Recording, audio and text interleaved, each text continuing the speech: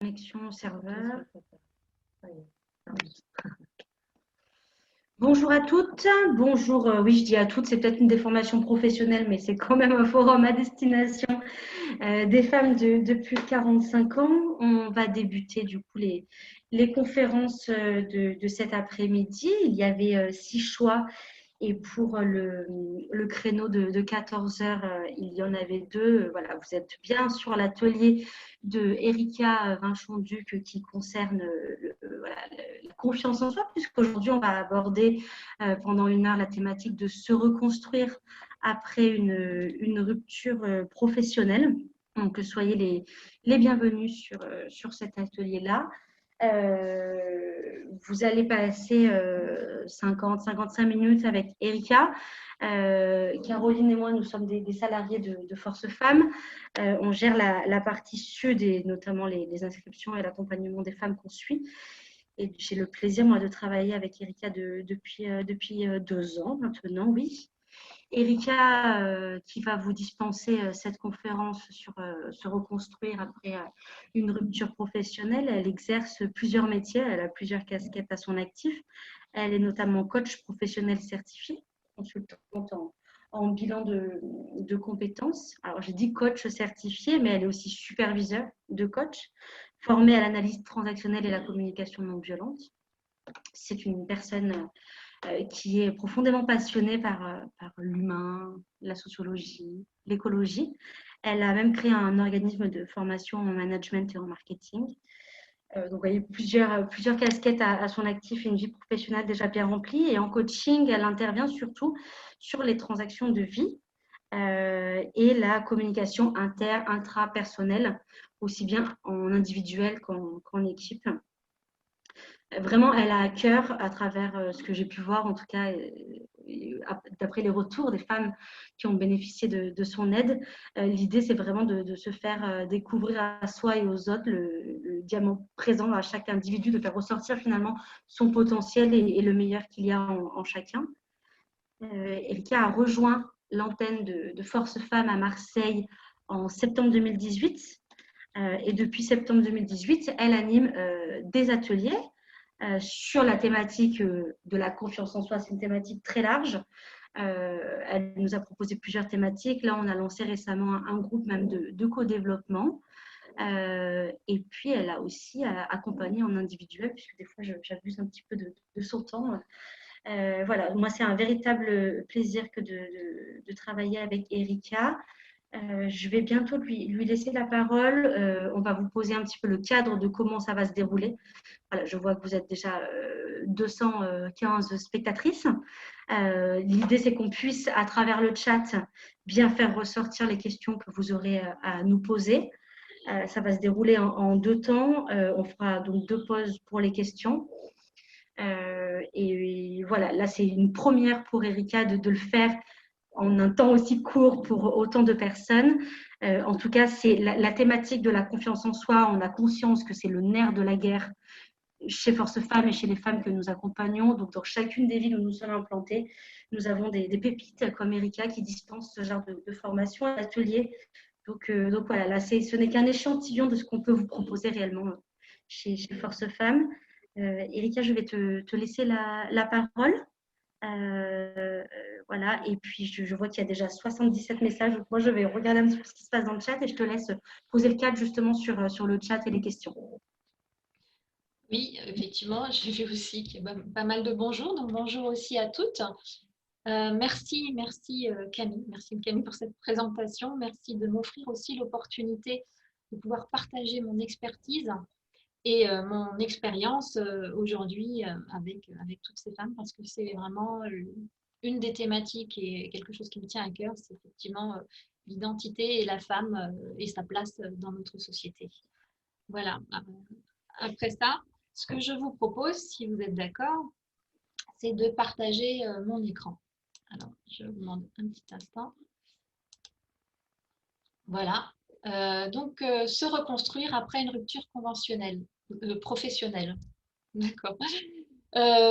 Donc, Ce webinaire, ce qui est important pour moi pour ce webinaire, c'est d'être éclairante pour vous, afin que vous puissiez trouver et prendre conscience de votre puissance et du diamant qui est en vous, comme l'a dit tout à l'heure Camille, effectivement, parce que c'est pour moi, de mes missions de vie. Dans un premier temps, si vous voulez bien, on va se mettre d'accord sur comment fonctionne le Zoom et sur comment on interagit dans le chat. Donc, si vous voulez bien, on va mettre en majuscule les questions qui se rapportent en thème. Donc, vous les écrivez en majuscule. Et les questions ou les échanges que vous aurez à avoir ou que vous avez envie d'avoir les unes avec les autres, vous voulez bien les mettre en minuscules. Toutes les questions qui se rapportent justement à Force Femme, nous avons vu ensemble avec Camille, toutes les questions qui se rapportent à Force Femme, elle vous encourage à lui envoyer un mail et de ne pas prendre du temps pendant ce webinaire pour y répondre. Voilà, pour ce qui est de la praticité. Autre chose, c'est que par moment, je vous poserai des questions aussi pour un peu réaiguiller ma présentation et vous accompagner au plus près. Et pendant ce temps de questions, ce 30 secondes, je vous demanderai, je stopperai aussi ce que je dirai, je vous demanderai de stopper également vos échanges et juste de répondre dans le chat pour que je puisse regarder assez rapidement et checker assez vite vos réponses et rebondir dessus. Voilà, si vous voulez, on va commencer par la première présentation qui est justement ce que je veux voir avec vous, si j'y arrive, en 50 minutes, la connaissance de soi. Que se passe-t-il en moi? La déconstruction, avec une analogie sur la nature, l'acceptation, le changement, ma transformation, mon futur, les leviers de la résistance, passer en mode action, l'objectif, les petits pas, et un temps de questions-réponses que nous aurons ensemble en deux parties, une fois vers 14h30 et une fois vers moins le quart, 14h45. Donc, mon intention est de partager avec vous ici mon expérience de coach, ayant accompagné entre autres des femmes en transition de vie, également mon expérience, puisqu'à différents âges de ma vie, j'ai vécu, comme certaines et comme vous certainement, des ruptures professionnelles qui m'ont conduit à me reconstruire et à me réinventer, à repenser mes projets, mes choix, mes carrières, à créer une entreprise qui également a dû, elle aussi, se réinventer et se repenser. Ma deuxième intention ici, c'est d'apporter des pistes de réflexion et que je souhaite pourront vous servir et vous aider tout au long de votre parcours par la suite. Je n'ai pas la prétention d'avoir toutes les réponses et de tout savoir. C'est pour ça, et c'est aussi la force de Force Femmes, que je vous encourage également à échanger dans le chat et à partager ce que vous le souhaitez, ce que vous ressentez au moment où vous avez envie de le partager. Parce que Force Femmes, c'est ça aussi, c'est ne pas être seul, c'est d'être accompagné. Et dans les ateliers que j'ai faits depuis 2018, c'est ce que j'ai pu constater, que la puissance venait bien plus de vous et de vos échanges et de vos partages et de vos soutiens, des supports que vous avez pu vous apporter les unes aux autres, plus que, j'ai envie de dire, plus que de ce que je pouvais amener dans les ateliers, ou en tout cas les pistes de réflexion que j'ai pu ouvrir. Voilà, et une petite phrase de Confucius, on a deux vies, la deuxième commence le jour où on réalise qu'on en a juste une.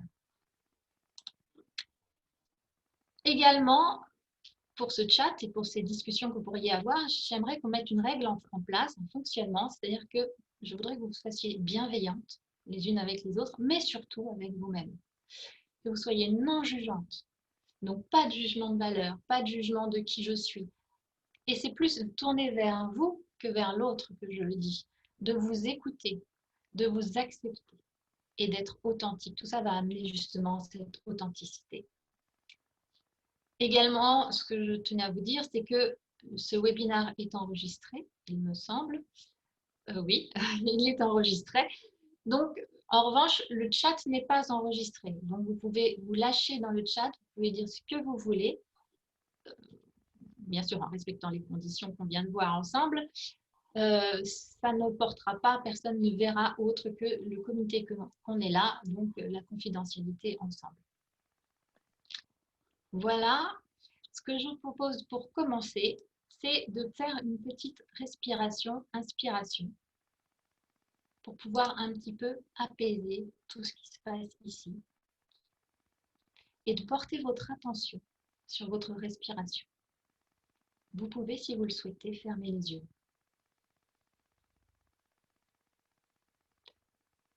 Maintenant, on va respirer avec une inspiration qui vient du ventre.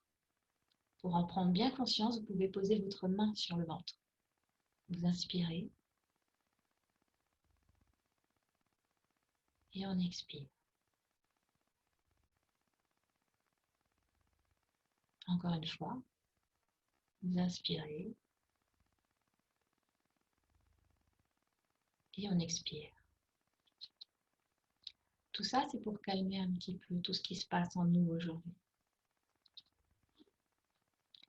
Et maintenant, dans le chat, je vous propose de me dire quelle est l'émotion que vous ressentez ici et maintenant. Avec quoi vous venez aujourd'hui?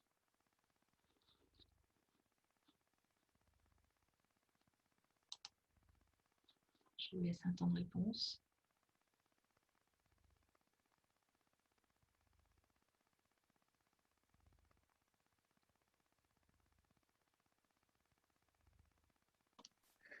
Il y a des réactions. Hein. C'est chouette. C'est effectivement très rapide. J'essaye de lire et de vous suivre, en tout cas ce que je vois. Et ce que je sais qu'il y a beaucoup de curiosité, de l'espoir, de la peur. J'ai vu beaucoup de peur, de tristesse, d'angoisse, d'anxiété. Et toutes ces émotions que vous êtes en train de nous livrer, et je vous en remercie de cette confiance que vous nous faites ici.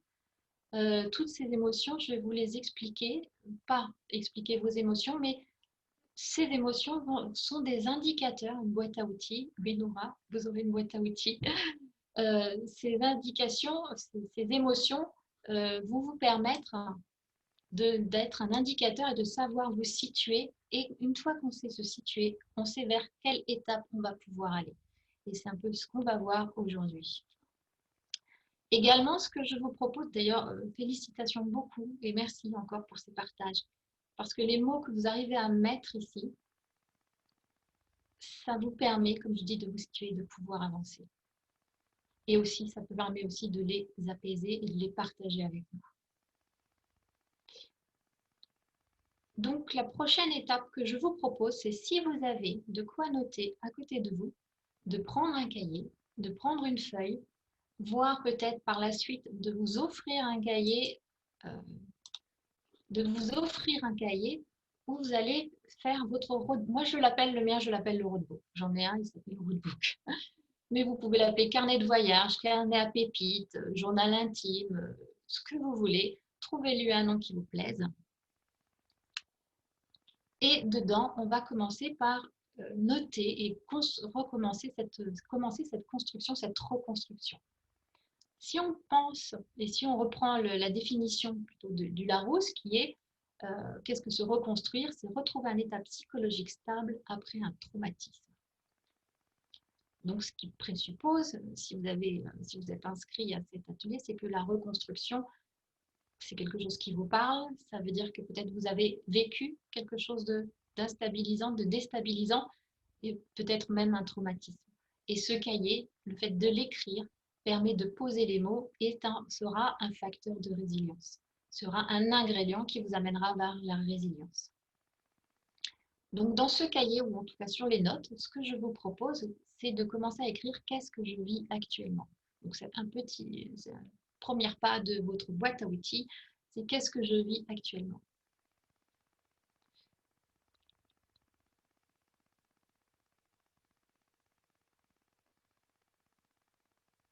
Quelles sont les émotions? Quelles sont les réflexions? Quelles sont les pensées que vous avez en tête?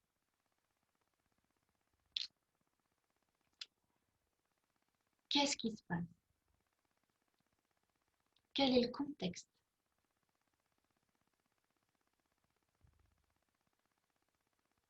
Où êtes-vous? Voilà un petit peu tout ce qui peut être écrit dans ce carnet pour cette première page. On fait un état des lieux émotionnel, comportemental, d'idées, de réflexion, de pensée.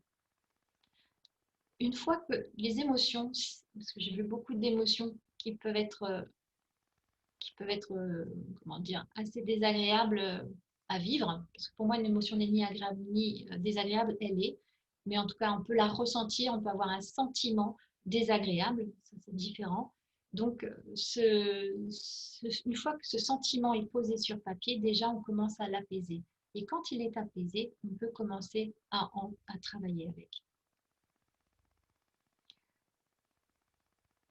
Et en plus, il y a quelque chose de très important, c'est que votre cerveau, lui, ne sait pas faire la différence entre ce que vos pensées, ce que vous imaginez et le réel. Il ne fait pas la différence entre une pensée virtuelle, un symbolique et ce qui se passe, et la réalité forte. Donc le fait de pouvoir écrire aussi, de pouvoir imaginer quelque chose de différent dans ce roadbook va vous permettre aussi d'avancer. Mais on va voir ça par les étapes, petit à petit.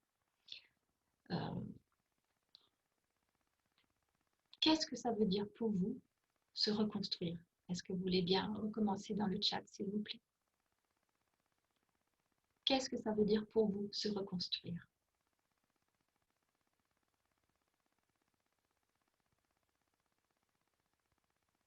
De la confiance, partir de zéro, repenser, refaire. Ouais, j'arrive pas à tout lire. S'imaginer, croire en soi.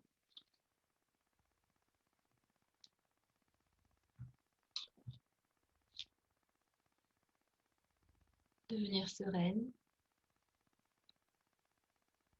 Ça va vite. Oui, ça va vite. Si vous me le permettrez, je les relirai à tête reposée et éventuellement je ferai une réponse avec le document PowerPoint que je vous mettrai en plus. Donc, accueillir ces émotions, c'est aussi prendre le temps de les écouter, de les situer dans son corps. C'est pour ça que je vous ai fait faire un petit exercice de respiration au début. C'était pour calmer, que vous puissiez vous les situer dans votre corps, savoir où ils se placent.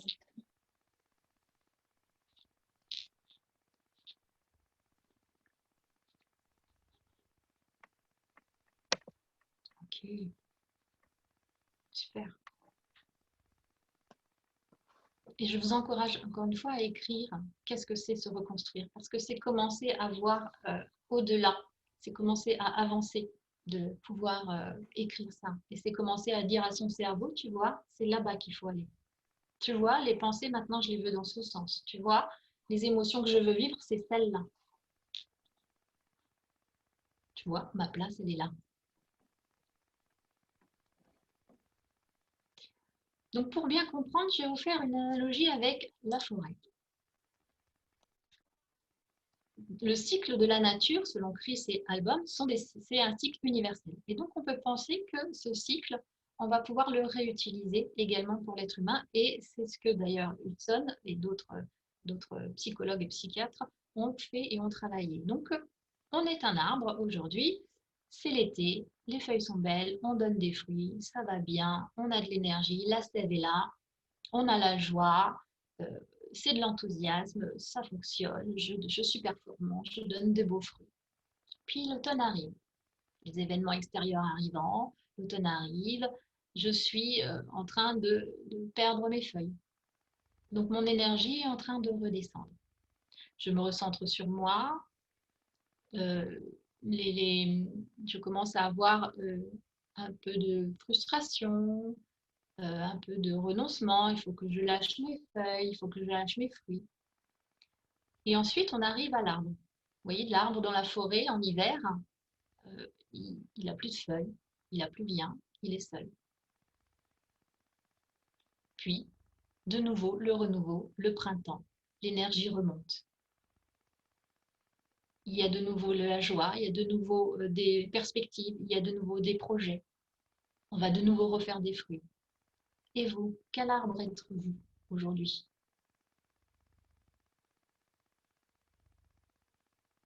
Un chêne, l'automne, sur la fin de l'hiver, l'arbre sans vie, le printemps.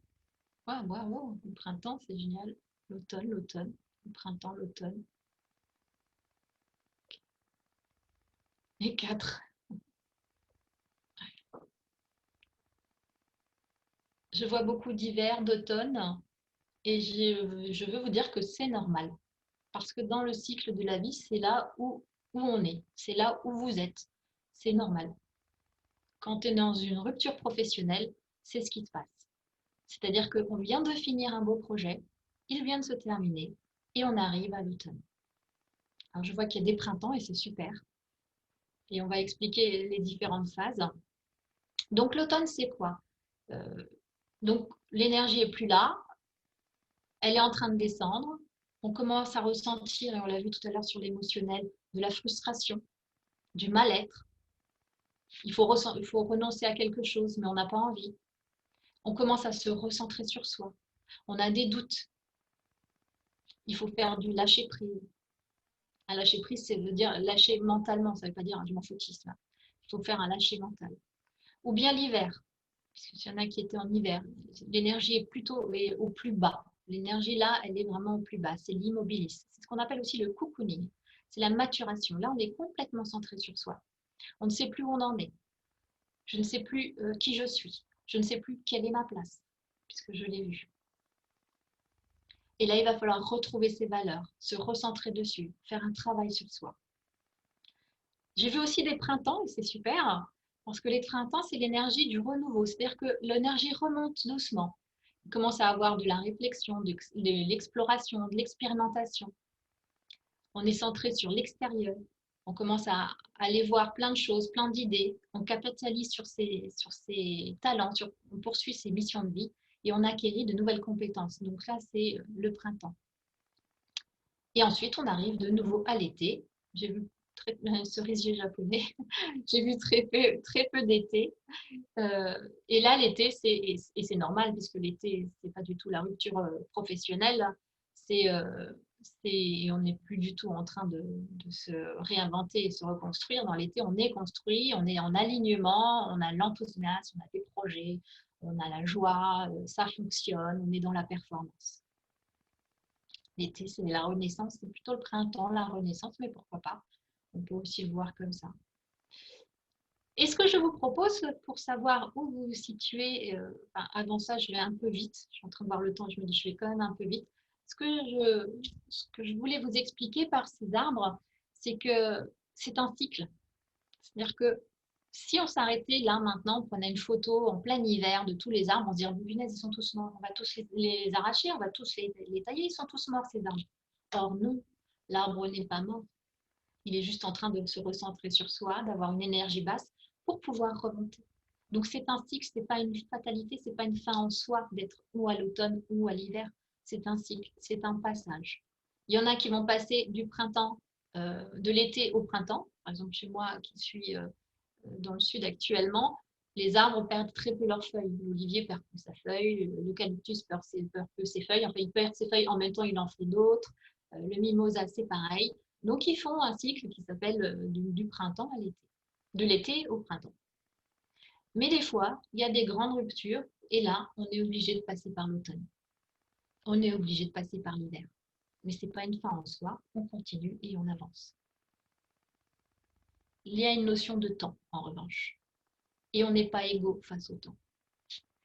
Chaque personne aura sa grille et son échelle de temps. Et c'est OK de ne pas aller pareil que sa voisine ou que son voisin et de ne pas avancer aussi vite que l'un ou que l'autre. Et c'est OK de se dire que là, ça fait 3 mois, 6 mois, 1 an que je suis dans l'hiver et que je ne sors pas. Oui, je passe 2 ans en hiver, vous voyez, la courbe du deuil, tout à fait. C'est OK et on va la voir, la courbe du deuil ensemble. Donc, pour bien comprendre que vous n'êtes pas un arbre en hiver et que certainement vous ne resterez pas un arbre en hiver ni un arbre en automne, je vous propose de faire l'exercice suivant. Donc, prenez une feuille et faites une ligne dans l'axe du temps, une verticale, et horizontale qui va être votre vie avec les différentes expériences que vous avez pu vivre, les périodes de doute et de repli étant en dessous de la ligne et les périodes de développement, de réalisation étant au-dessus de la ligne. J'ai besoin de 9 mois pour passer au printemps. Le temps d'une grossesse, exactement, c'est bien ça. Tout à fait. Excellente image. Effectivement, le temps d'accoucher d'un nouveau projet. J'ai hâte de retrouver le printemps. Donc, vous faites votre ligne de vie et vous notez, vous partez, vous voyez, près de l'axe des horizons verticales, vous partez, on va dire, 20 ans en arrière. Et jusqu'à aujourd'hui, vous dessinez votre ligne de vie. Donc, les sommets, les hauteurs, on va dire que c'est les périodes de développement, de réalisation, de projets positifs, de choses belles qui se sont passées dans votre vie. Là, je vois une naissance, peut-être que ça peut être une naissance, ça peut être un nouveau travail, ça peut être un nouveau lieu de vie, ça peut être en fait ce qui est pour vous positif. Et en dessous, si effectivement vous n'êtes pas à votre première rupture, comme moi qui en ai connu plusieurs, vous pouvez descendre et mettre des bas. Nommer ses hauts et ses bas jusqu'à aujourd'hui. Donc vous faites une ligne qui doit ressembler à peu près à un zigzag. Si je devais le faire, ça peut prendre, voilà, ça pourrait faire ça.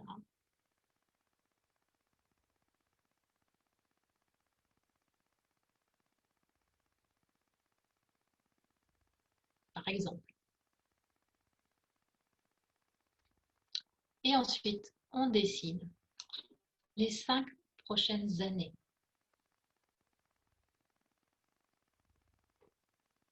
Professionnelles, ça serait mieux. Mais si vous le souhaitez personnel, vous pouvez faire les deux.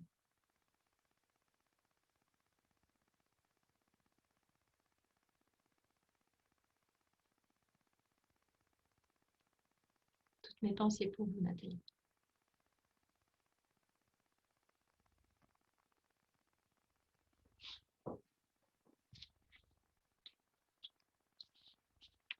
Et qu'est-ce qu'on constate? Tout le problème est de savoir comment vous vous projetez. C'est intéressant de savoir comment se projeter, justement. Oui, sur votre cahier. Dans le bas, c'est les périodes de repli, de doute que vous avez rencontrées, les montagnes russes. Qu'est-ce qu'on constate? C'est que cette courbe, je suis sûre, pour l'avoir fait plein de fois avec plein de personnes différentes depuis maintenant plus de 5 ans, c'est qu'il y a des hauts et des bas. Donc, vous n'êtes pas tout le temps en train de vivre de l'hiver. Mais si vous aimeriez ces 5 prochaines années en haut, dessinez-les en haut. Donc, on n'est pas tout le temps en train de vivre des périodes hivernales.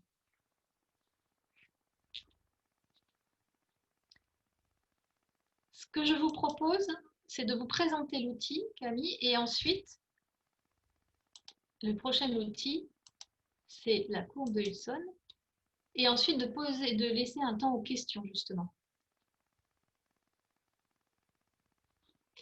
Donc, vous voyez la rue de Hudson. La rue de Hudson, c'est, si je reprends les arbres, c'est de là que je me suis basée, et je ne suis pas la seule à utiliser cette analogie, pour expliquer la rue de Hudson. Donc, la première étape, c'est l'été qui est ici, réalisation, mise en place. Puis l'automne arrive, c'est une rupture professionnelle, dans laquelle il va falloir faire un deuil. Ce deuil, puis un bilan. Et ça passe par une phase de désapprentissage. Et c'est là peut-être le plus dur, c'est qu'il va falloir renoncer à des choses. Il va falloir désapprendre certaines façons de fonctionner. Puis nous avons la maturité, le renouveau, inventer le futur. Et là, nous sommes dans le printemps. Ici, nous sommes dans l'hiver. Et définir le projet. Et là, vous voyez, l'énergie remonte. Et on a de nouveau de l'énergie. Mais c'est un cycle. Ce que je vous propose maintenant, c'est de me dire, d'après vous, sur ce cycle de vie de Hudson, où est-ce que vous en êtes?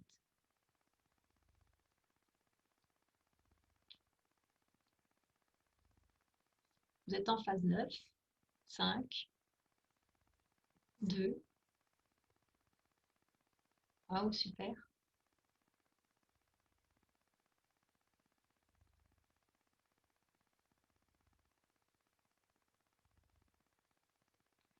Si vous le souhaitez, vous pouvez poser, si vous avez des questions à ce moment-là, je pense qu'on peut prendre une ou deux questions.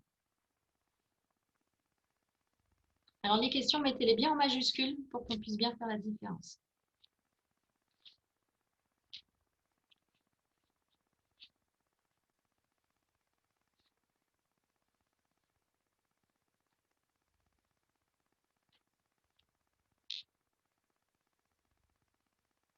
Comment faire la différence? Je ne sais pas eu le temps de lire.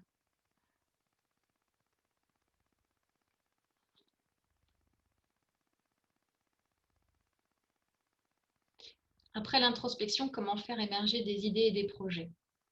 Oui, on va le voir. On va faire dans le contexte incertain. Exact. Comment oser se laisser sortir de ses doutes? Comment faire le deuil de son emploi précédent aussi, je l'ai vu revenir 2 fois. D'accord. Ça tombe bien, c'est juste après. Comment faire mon deuil? Ouais, ça revient encore, faire le deuil d'un métier. Oui. Inventer le futur, tout est nouveau. Comment trouver la force après 50 ans pour rebondir? Finalement aussi, j'ai envie de résumer quelques questions sur comment Oui, passer à l'action. Parce que voilà, on a fait le bilan, on sait où on veut se reconvertir, mais comment on trouve la force et le déclic pour oser finalement passer à autre chose. oui. Et ben, ça passe par effectivement la courbe du deuil. Donc, je vais déjà commencer par la courbe du deuil, et puis après, on reprendra une question. D'accord. Justement, la courbe du deuil, c'est quoi? C'est Isabelle Kubler-Ross qui a accompagné beaucoup de personnes en fin de vie, et leur famille d'ailleurs, qui a établi une courbe du deuil, que maintenant on peut aussi appeler, ou qui s'appelle aussi la courbe du changement ou la vague du changement. Comment ça se passe? Ben déjà, on a une première étape qui s'appelle l'état de choc, quand on vous annonce le licenciement. Donc là, je ne l'ai pas mis, l'état de choc. Puis ensuite, vous avez le déni. Le déni, c'est quoi? C'est un refus de la réalité. Ça n'existe pas, c'est pas vrai, pas moi. C'est un évitement. Ensuite, nous avons la colère. La colère, elle, est encore quelque chose pour non accepter la réalité.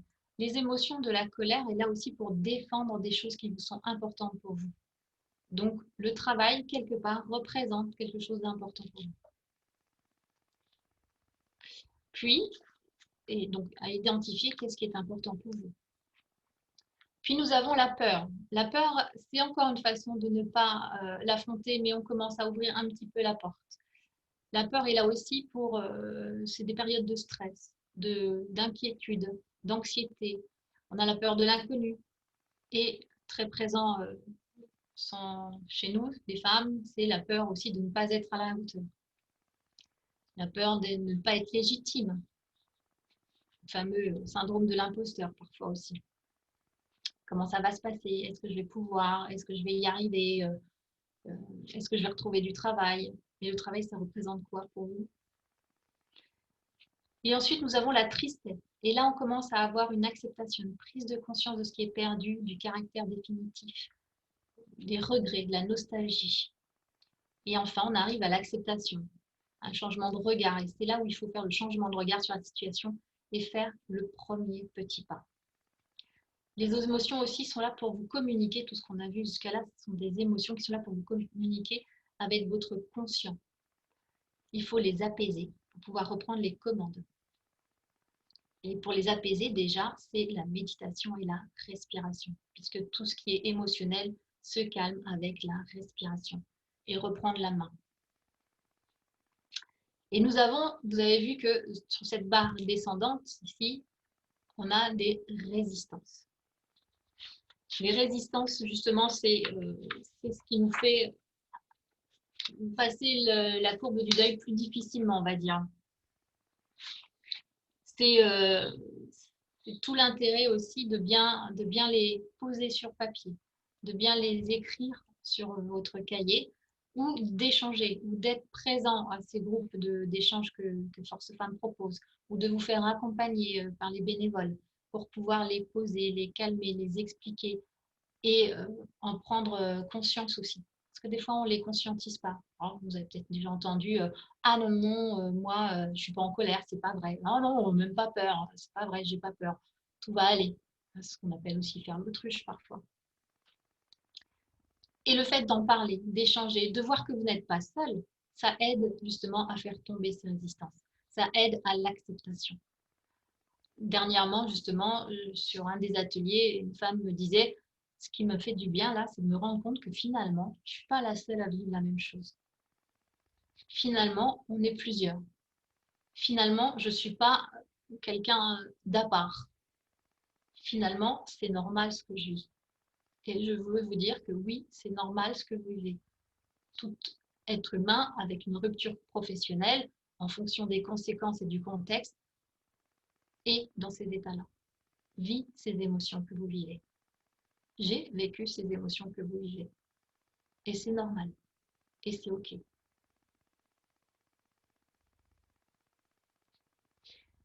Après l'acceptation, on réorganise, on commence à repenser. Et là, c'est également, on est en train de passer à l'étape d'après sur la route de Hudson. Et on commence à trouver une quête de sens et un engagement. Donc, comment faire le deuil de ce que vous vivez, de votre métier? C'est déjà d'accepter ce qui se passe. Accepter les émotions, accepter ce qui se passe.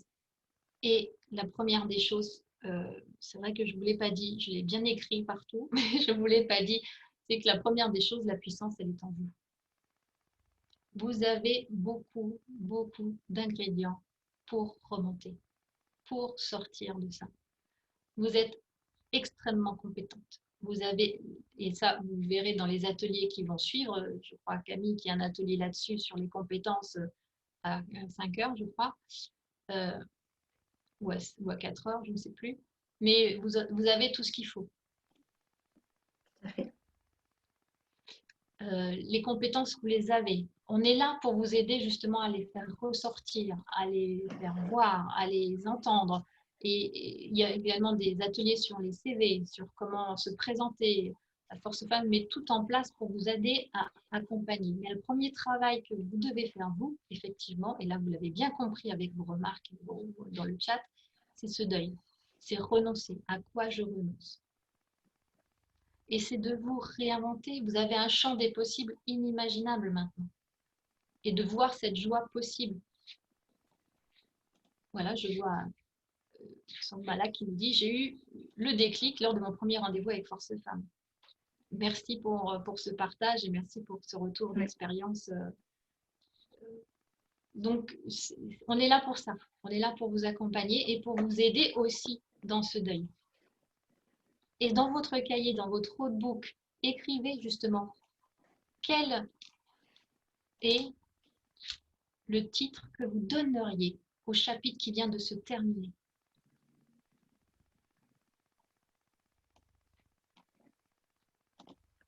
Laissez libre cours à votre imagination, c'est votre cahier, il vous appartient, personne ne le lira. Quel titre pourriez-vous donner au chapitre qui vient de se terminer?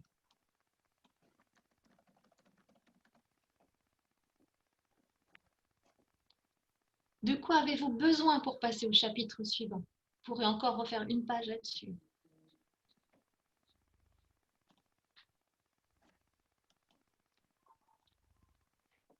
Une fois que vous avez, une fois que vous avez fini d'écrire ces deux pages, vous pouvez commencer à dire mais quel titre j'aimerais donner à mon prochain chapitre? Lâchez-vous, tout est possible. Quel titre avez-vous envie de donner à ce prochain chapitre qui va s'ouvrir? Renouveau. Oui, Noura, renouveau, rebondir. J'ai envie de vous dire, et ensuite, renouveau de quoi? Rebondir sur quoi? Lâchez-vous, ouvrez.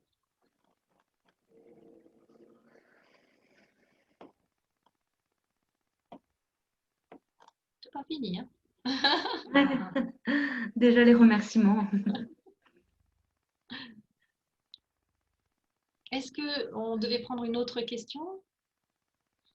Oui, alors des questions, enfin, si je peux me permettre, il y en a eu beaucoup justement sur le deuil, mais tu viens d'y répondre, Erika.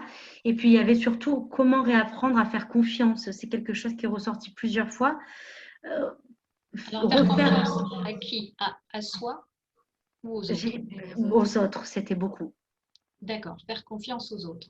Je suis Et d'accord ben, ça avec toi. passe. Donc, ça passe, si c'est la confiance aux autres, ça passe, c'est ce qu'on va appeler aussi un peu confiance en soi aussi, ça passe aussi par la confiance en soi. Ouais. C'est un vrai travail de confiance en soi, la confiance aux autres.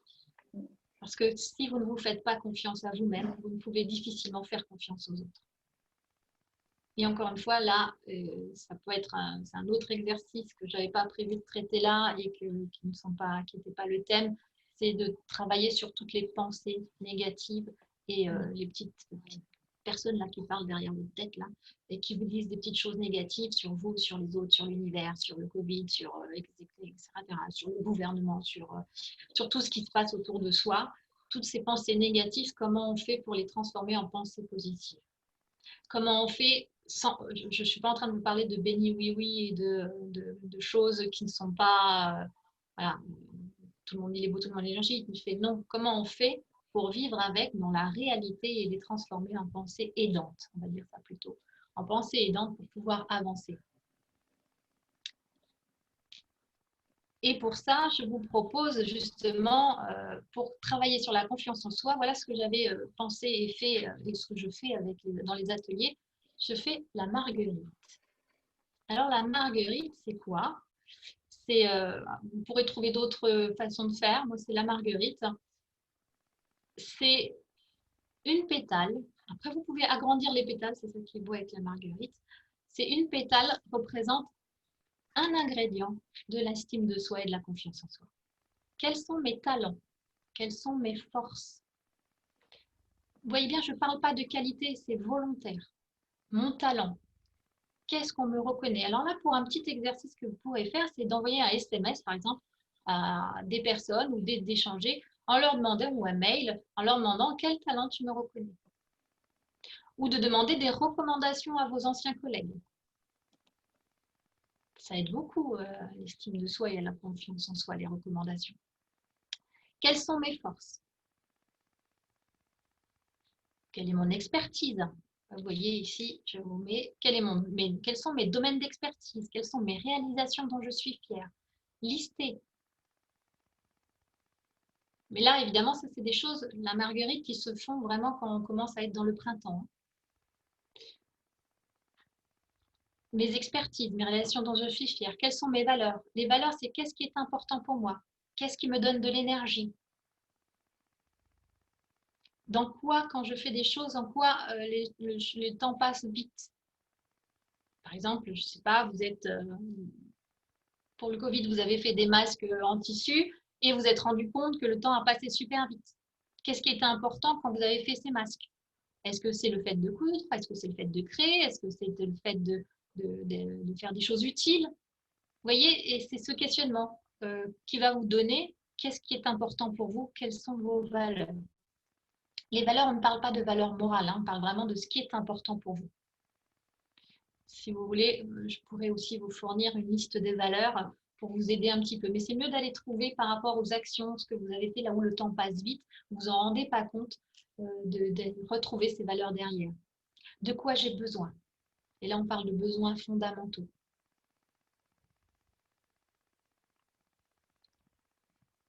Quand vous êtes complètement investi dans ce que vous faites, qu'est-ce qui se passe? Quelle est l'émotion que vous vivez?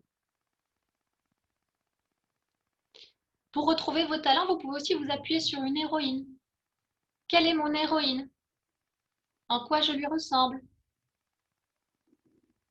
Quel talent je lui reconnais? Lequel je souhaiterais acquérir?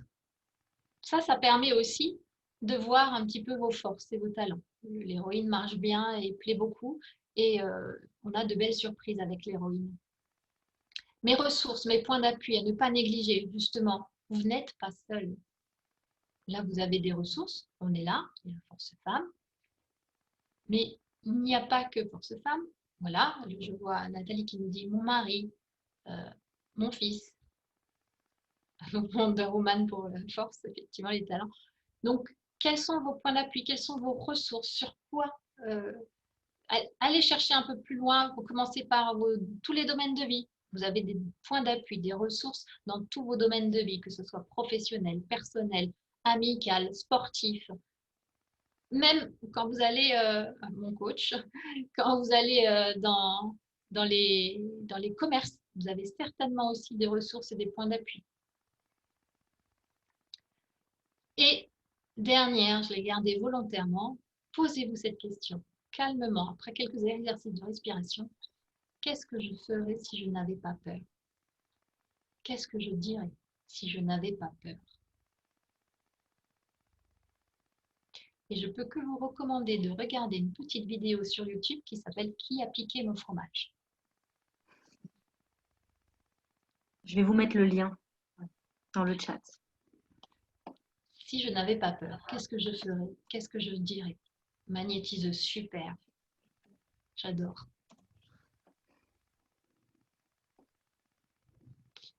Et voilà en quelques points,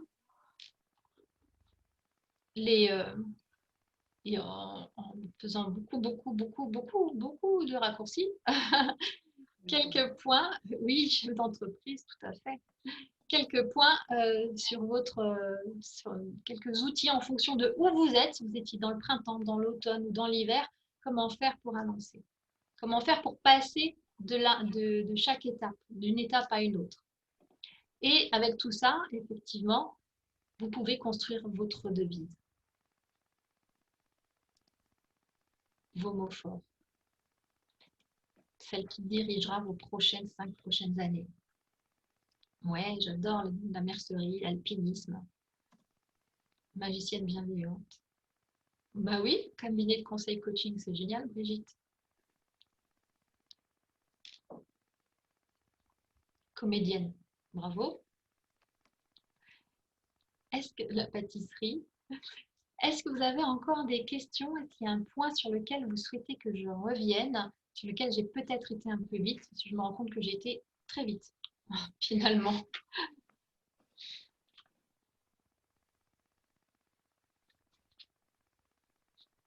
Coach en écriture, très bien, Cécile.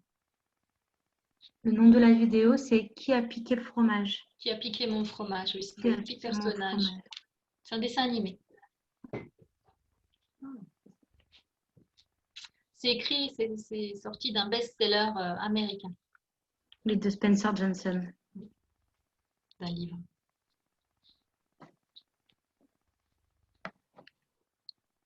Oui, alors on n'a pas parlé de l'objectif, effectivement, et de l'écriture de l'objectif. Une fois que vous avez identifié ce que vous feriez si vous n'avez pas peur, maintenant le but, ça serait de l'écrire sous une forme d'objectif.